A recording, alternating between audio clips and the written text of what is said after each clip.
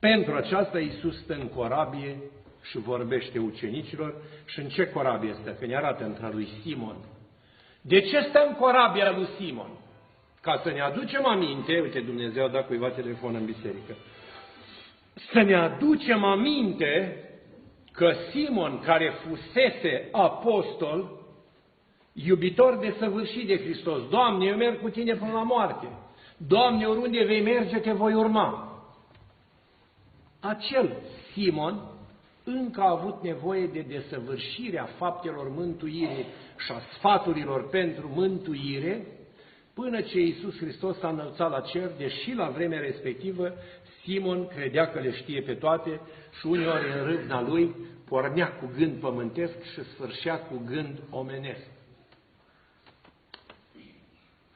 Auzi, sutașule, omul ăsta este dintre ei lor, îl cunosc după haine, l-am văzut cu Iisus în grădina Ghetsimani. Nu-l știu pe omul acesta, ce prostii spuneți. Nu l-am văzut niciodată. Taci din gură, după vorbă ești galilean. Chiar crede-mă, nu cunosc pe omul acesta. Ești de-ai lor. Când l-au prins pe Iisus aseară în grădină, tu erai cu el, ai scos sabia. Blestemat să fiu de cunosc pe omul acesta. Vedeți? Din apostol, hulitor. Din ucenic, nepăsător. Din prieten, nerecunoscător. Ce spuneți voi când vă tulburați pe câte cineva? Vai, cât am investit! Vai, dacă ai ști cât mi-am pus sufletul și cât l-am ajutat și cât am ținut la el, la ea, mă rog, contexte sociale, nu stăm să le analizăm. Și mă urăște de moarte.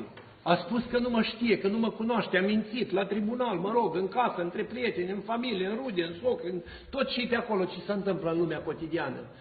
Cum se poate, părinte, așa ceva? Se poate. Tot omul este mincinos, spune psalmistul David. Nebun cel ce își pune încrederea în om. Încrederea trebuie să o ai doar în Dumnezeu. Și iarăși psalmistul David spune, nimeni din cei vii nu-i drept înaintea ta, nu ca o sândă asupra umanității. Pavel o plânge în propriul lui trup. Nu fac binele care îl voiesc, fac rău care nu-l voiesc. Deci suntem supuși în mod necondiționat stării de păcătoșenie din lipsa de trezvie a minții. Deci Dumnezeu este obligat să ne suporte ca făpturi amestecate. Pe om, când l-a făcut Dumnezeu, l-a făcut trup și înger. Suflet viu și trup viu. Și a fost Adam cel dintâi om cu suflet viu. Și a murit sufletul cel viu în Adam și a rămas Adam cel de pe urmă. În Adam toți mor. Al doilea Adam, Hristos, cum spune, a fost cu Duh dătător de viață. Hristos care a făcut desăvârșită ascultare de Dumnezeu, ceea ce trebuia să facă Adam în rai. Și Hristos a fost fără de păcat, pentru că a spus, n-am venit să fac voia mea, ci voia celui care m-a trimis. Eu nu fac nimic de la mine, precum aud, așa și judec, așa și fac. Tatăl meu până acum lucrează și eu lucrez. Deci ăsta este omul spre care trebuie să tinzi atunci când vorbești de mreje spălate sau de cuvântul spus. Și de ce v-am spus că s-a suit în corabia lui Simon? Ca să fie exemplu pământesc că Simon trece prin toate stările sociale. Simon a fost și tânăr, a fost și bătrân, a fost și căsătorit, a fost și apostol, a fost și lepădat, a fost și pocăit, a fost și îndreptat. Pocăit când mă refer în stare de pocăință. Tu știi, Doamne, toate, Tu știi cât Te iubesc. Știți imaginea scenică evanghelică de la Marea Galilei, când Petru din nou prindea pește pe mare, iar Iisus frigea pe mal pește fript, i-a chemat, a recunoscut că este Domnul, s-a îmbrăcat și apoi Domnul l-a luat deoparte și l-a reprimit la apostolie întrebându-l, mă iubești tu pe mine, Petre? Ei, închipuieți că dușmanul tău cel mai mare apare în fața ta, tu știi că te-a rănit, ștergi și tu îl întrebi, mă iubești tu pe mine, eu te-am iertat. Vedeți, asta e marea virtute dumnezească, iertarea. Trebuie să lupți mult pentru ea, dar să știți că, deși ați oftat greu, vă dau și un răspuns de consolare. Iertarea se merită, nu se cerșește. Deci în momentul când simți că cineva nu merită, mai premeditezi și o oferi. Eu pot oferi la început din inima ta, nepurtându-i ura, eu pot oferi din mintea ta, împăcându-te cu ideea că atât îl duce capul, cum spunem noi, îi redus, al doilea telefon de la pupitru tehnic Dumnezeu. Și 3, eu acord deschis pe buze când constat că omul s-a desăvârșit, s-a restaurat în mizeria lui sufletească. Sau uneori, cum spun apostolii, pentru că nu-i scris de la mine, ci de la Hristos, ce veți lega pe pământ va fi legat și în cer. Dar legătura nu începe de la tine cel ce vrei să ierți. Legătura începe de la cel care nu vrea să merite să fie iertat. Deci nu acorzi iertarea în circumstanța nepăsării. Da, te-am iertat, fii sănătos, tu fă-ți în continuare de cap că eu te iert. Nu. Petru a primit această iertare după ce a plâns și s-a căit cu amar. După ce s-a rușinat până s-au zdruncinat toate în ființa lui. Da, Doamne, te iubesc. O spunea cu jumătate de gură că era rușine. O spunea frânt de descurajare că știa că fusese undeva mărunt în cugetul lui și josnic față de Dumnezeu, care i-a făcut și un bine, i-a vindecat soacra să nu dea bani pe pastile, a lăsat-o frigurile și slujea lui. Soacra slujea lui Hristos. Dar când a spus, Doamne, Tu le știi pe toate, n-are rost să mă mai întreb că mor de rușine în fața Ta, Tu știi și cât Te iubesc. Aici s-a limpezit învățătura din corabie și aceasta vine din biserică. Corabia fiind biserica și nu întâmplător în corabia lui Simon, adică în apostolie. Acesta este circuitul cuvântului lui Dumnezeu. Din corabia lui Simon, deci din biserica apostolească, spre noi, spre cei de pe uscat. Uscatul având aici rolul și de așezământ unde stai cu picioarele, dar și loc lipsit de verdeața dumnezeieștilor taine, cum spune la rugăciunea Catistului.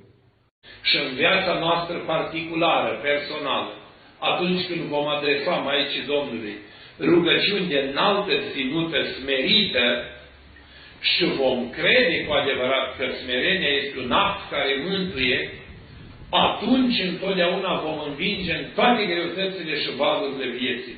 Nu trebuie să ne înspăimânte zvonurile de războaie, zvonurile de primejdii, zvonurile de foamete, zvonurile de nenorociri, zvonurile de necazuri, zvonurile politice, zvonurile juridice, tot felul de metode de a implementa teama, frica, spaima, înnorod, durerea, spasmul, crisparea, încordarea, agitația.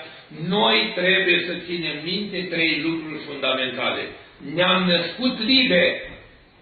Această libertate ne-a dat-o Dumnezeu, Iisus Hristos cel întrupat.